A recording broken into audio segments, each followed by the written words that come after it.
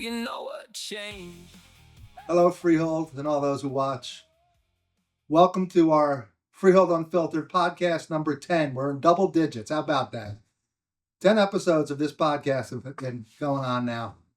We're proud to keep presenting these things to the public so they understand what occurs at these meetings. Tonight, we're going to discuss the August 10th meeting that the council had on Monday. Pretty quick meeting, only lasted about a half hour. But there was a lot that occurred at this meeting.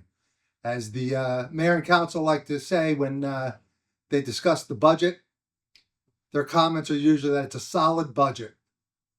Never understood what a solid budget is, but I can tell you this is going to be a solid podcast. Trust me on this. You're going to get a lot of good information out of this podcast. The regular meeting began with the Open Public Meetings Act notice, a salute to the flag, etc., the roll call, some approval of minutes. There was no workshop discussion and no administrator's report as the administrator was unavailable to attend the meeting. So they blew right through that. First thing that occurred was the first reading on the authorizing the execution of a First Amendment to the financial agreement with the Meridia Freehold Hometown Renewal, LLC. That will have a second reading occurring at the first meeting in September. I invite everybody to come out there and voice any concerns you might have regarding that revised agreement with Meridia. They had a first reading and introduction also of amending vehicles and traffic that had to do with parking up on Jackson Street. Then they got into the consent agenda matters. There were 12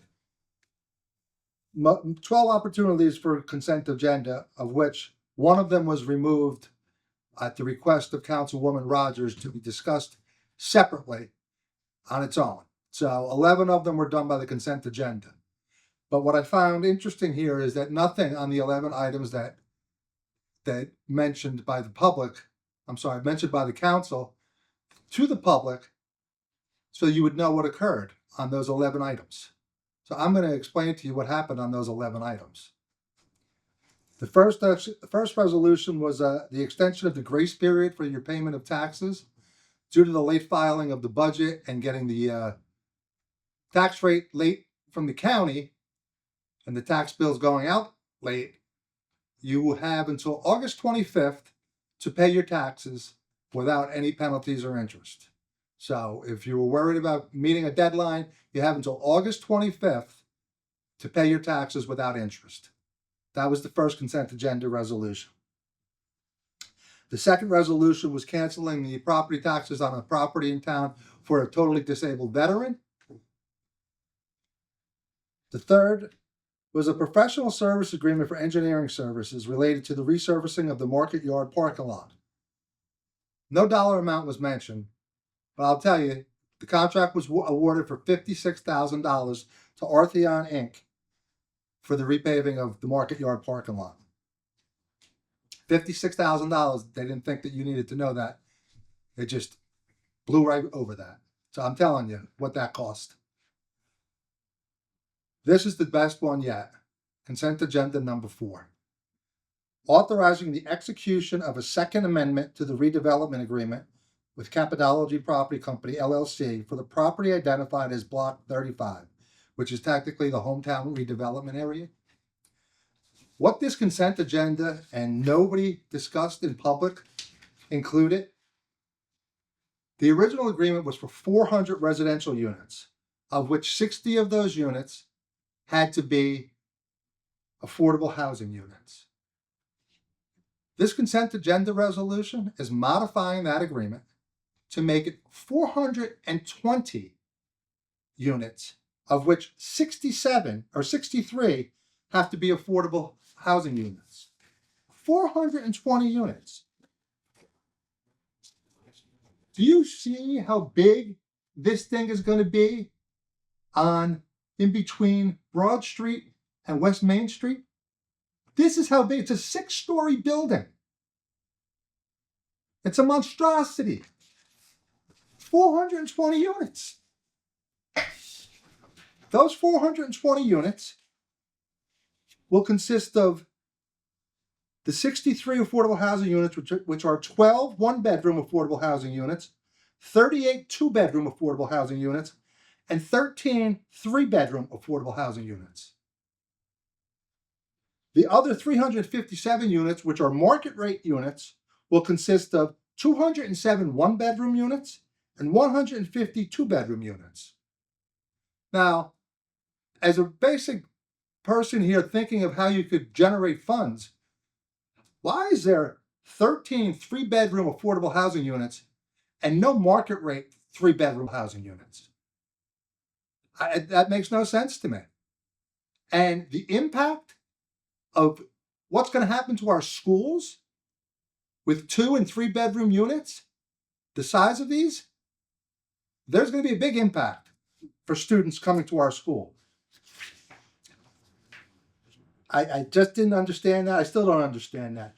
But you can come out at this first meeting in September to voice whatever concerns you might have on the second reading of the ordinance that they introduced regarding the financial agreement that they're adjusting. And you could probably mention some of this stuff. Regarding this redevelopment project we have sitting here, back here is Broad Street, and up here is West Main Street. Both two-lane roads. How are they going to absorb 420 units, over 1,000 people, 600 some odd parking spots, and commercial, when you can barely get down West Main Street now without that being there? How is this going to work without making things 4 lanes on each side? And where were they going to get room for 4 lanes? You need to be aware of this. This, 2 lanes, West Main and Broad.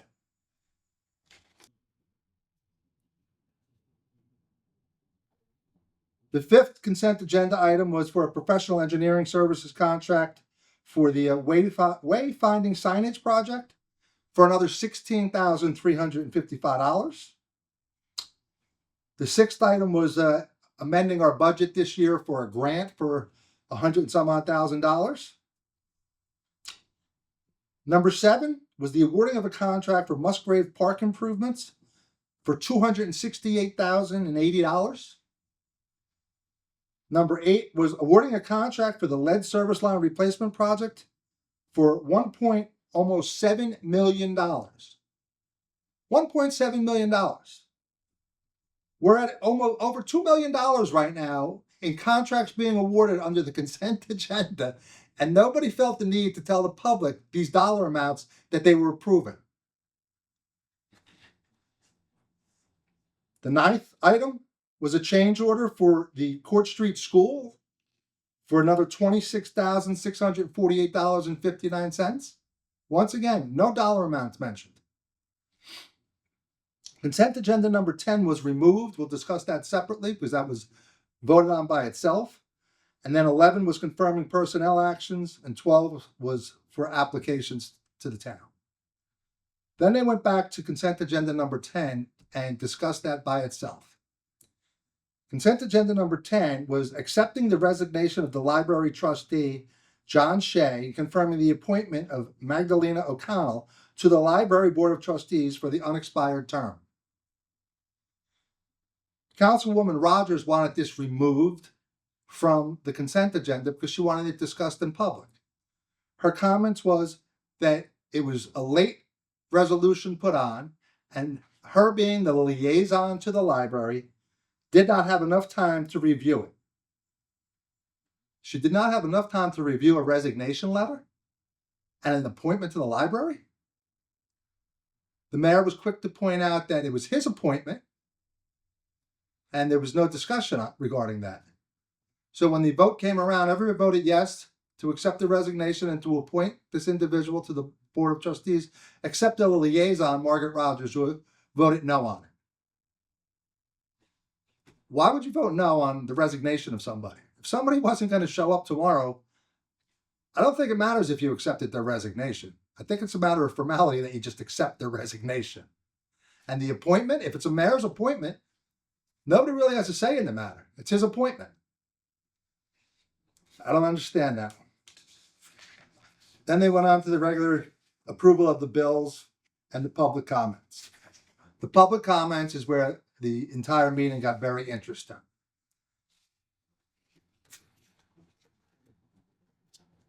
The first person that came up was a gentleman from Ann Street who was asking about his request to have Ann and West George Street looked into to be turned into a one-way street.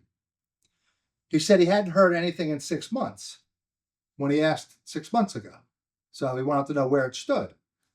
Mayor Kane said, quickly, this is public comments only. Somebody will have to get back to you. Public comments. I know how public comments go. The second gentleman that got up was from 4th Street, and he had questions regarding the lead pipes in town and the letter that was received by residents regarding the lead pipes and what needed to be done. Mayor Kane responded during public comments, even brought up the town engineer to explain the situation. So the first person got up and they were told this is only public comments. The second person gets up and had questions about the lead pipe and the letter that was sent out, and Mayor Kane was happy to oblige him and brought up the engineer to explain the whole situation. So I'm a little confused. Is it public comments, or is it what the mayor and council want, when they want it, and how they want it, when it's suitable to them or not suitable to them? Under public comments, the town engineer explained the situation about galvanized and lead pipes that need to be replaced. There was a survey done, and there are 235 properties that will have this done at no cost to the owner, and it's a DEP requirement. The letter that was sent out, nobody really needs to do anything. However, if you think you have galvanized or lead piping, you should notify the town, because they, I believe, if I understood them correctly, will replace that pipe from your curb to the house, which is what you're usually responsible for under this program, at no cost to you. The 235 properties that have these pipes that they came across will have those replaced from the curb to their property with no cost to them. So that was basically what the purpose of that letter was, even though nobody understood what that letter was, other than it was a DEP requirement according to them on why it was sent out. So in layman's terms, check that pipe if you can.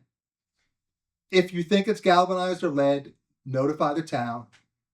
Somebody will come out, take a look, and you'll get into the program to have that replaced at no cost to you.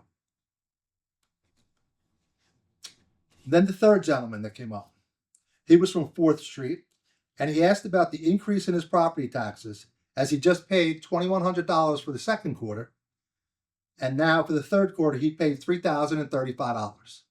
He wanted to know why there was such a large increase, and how come nobody notified him. Once again, Mayor Kane and Sharon Schutzer tried to explain things to the gentleman. I actually looked up his property, and his property taxes for 2026 are going up 21.7%. Mayor Kane and Sharon Schutzer responded to this individual during public comments with an explanation. Mayor Kane trying to explain the county demonstration program to him, and Sharon Schutzer explaining to him that we had a public hearing on our budget. So once again, is it public comments, or is it when you feel like responding, you'll respond? The overall situation on the county demonstration program, so I could just put it in layman's terms to you. We are in the county demonstration program, which I've spoken to you for years. What that means is that there's an annual assessment done for 20% of the properties in town by an outside company to bring you up to 100% market value. The other 80%, the tax assessor attempts to bring you up to market value based upon the information he has for the area that you live in. That's just has to do with your assessment. Has nothing to do with your property taxes, only your assessment. The annual budget has an amount to be raised for taxes, which has gone up $600,000 this year. Now, depending on the assessment that you got or received this year, that determines what your taxes will be. To have Sharon Schutzer, after 30 plus years, tell a resident we had a public hearing on our budget when the person was simply asking why they went up so much, and the mayor trying to explain it had to do with the county's demonstration program, confused that individual, I'm sure, but it's the wrong information. In layman's terms, the assessed value of a property is what is utilized at the end of the year or during the year to come up with a tax rate, and only a tax rate. The town's budget is what comes up with what your tax rate for the municipal side is. Then there's the school budget, and their school tax levy has another tax rate. The regional taxes and the county taxes. There's 4 aspects to it. And if you're in the downtown improvement district, you have a 5th tax. So to try to explain that to an individual and say in the public that we had a public hearing on our budget, that was not the person's question. He wanted to know why his was going up so much. Why somebody could go up 21.7% and they do nothing to their house in 1 year is exactly why I spoke about getting out of this program. We don't belong in here. As simple as I can put it is, if every house went up 10% on their assessed value, everybody would share in that increase of the $600,000 evenly. Nobody would go up 22% and somebody go down 6%. Because in a year that nobody did anything to their house, it's absurd that that could occur, that there could be a swing of 30%. The public comment section, I think the mayor needs to get a hold of himself. If it's public comments, just say it's public comments. Make that as clear as day at every meeting. But when you interact with the public and you pick and choose who you want to interact with, it's not public comments. It's up to you now on what you feel you might be able to answer and just move along. So a little disappointed on how this works here in this town on the public comments aspect. But Sharon Schutzer trying to explain to the public that we had a public hearing on the budget. What does that have to do? Other than the fact that you're telling the public, you went up $600,000 and we had to come from somewhere to get it. That $600,000 can be evenly distributed if everybody goes up the same percentage. I know it's a big problem in town. Everybody likes to hear that their assessed value goes up. I hate to share this with you. The value of your home is only something that somebody will give to you. Your assessed value could be $7,000. It could be $70,000. It could be $700,000. But if somebody comes and offers you on a $7,000 house $15,000, that's what your value of your house is that day. It has nothing to do with your assessed value, as much as everybody likes to think it does. The assessed value is what predicts or comes up with your tax rate, and only your tax rate. The town comes up with why your taxes increase or decrease. With that in mind, I'd just like to say thank you once again for joining us. We welcome your comments once again, which are always anonymous. Email us at freeholdboroughtaxpayers@gmail.com. That's Freehold, B-O-R-O, taxpayers@gmail.com. I thank you for joining us. I believe that's everything I needed to cover, other than maybe I'll throw this in there just to end it with. There were council comments. Councilman Friedman had nothing to say at this meeting. Councilwoman Schutzer, discussed how lovely old Freehold Day was. Discussed the public hearing on the budget once again.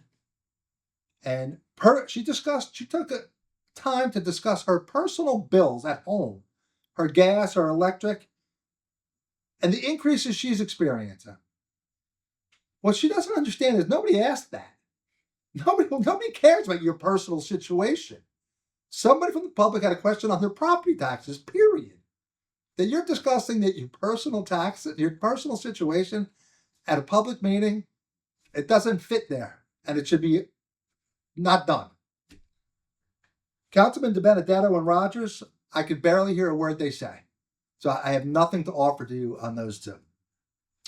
Councilwoman Jordan, once again, she jumped in and tried to explain how the taxes come about in the county assessment demonstration program. I'm not sure why these council people are trying to explain it when they don't know how it works. I will tell you that the fireworks have been redone to be on September 4th. So if you want to go there, they're on September 4th. Councilman Reich wanted to let you know that the basketball league has open registration right now, and it's early registration, and there's a discounted fee, so you should look for that.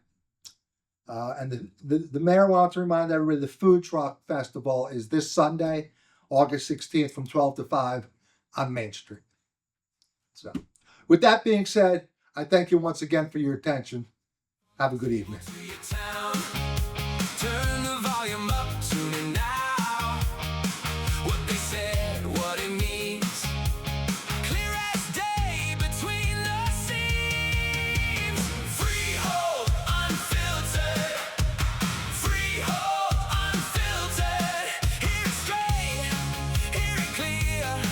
For the folks right here. Freehold Unfiltered. Freehold Unfiltered. Meetings made plain, so you know what changed.